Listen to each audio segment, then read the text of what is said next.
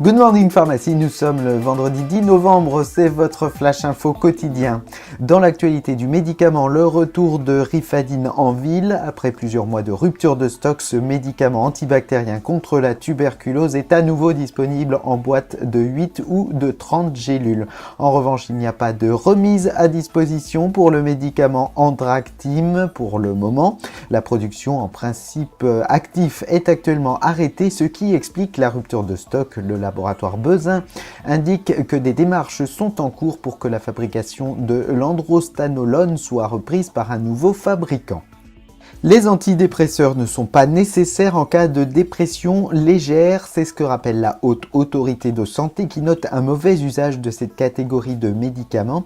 Le recours aux antidépresseurs est à envisager en cas de dépression modérée. Les antidépresseurs sont à proposer d'emblée pour les dépressions sévères. Parmi ces médicaments, ceux à utiliser en première intention sont les inhibiteurs sélectifs de la recapture de la sérotonine comme la fluoxétine ou la paroxétine, les inhibiteurs de la recapture de la sérotonine ou de la noradrénaline, c'est-à-dire la duloxétine, le milnacipran et la venlafaxine, ainsi que les antidépresseurs miancérine, mirtazapine et vortioxétine.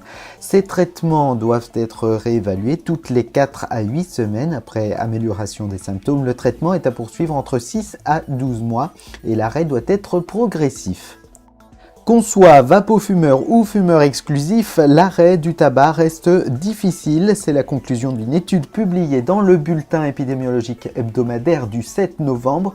Les vapofumeurs, c'est-à-dire les fumeurs utilisateurs de la cigarette électronique, n'étaient pas plus nombreux à arrêter de fumer.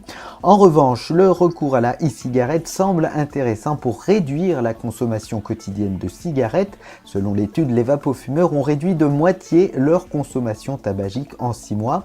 Et toujours par rapport aux fumeurs exclusifs, les vapofumeurs ont également plus souvent tenté d'arrêter de fumer. Le réflexe d'Astri, de plus en plus systématique en pharmacie. Selon un sondage IFOP, 7 pharmaciens sur 10 proposent systématiquement ces boîtes de récupération des déchets de soins piquants ou coupants. L'adhésion à ce dispositif gagne 14 points par rapport à 2016. C'est la fin de cette édition. Prochain point sur l'actualité mardi matin dès 6h, puisque demain 11 novembre c'est férié. Très bonne journée en pharmacie.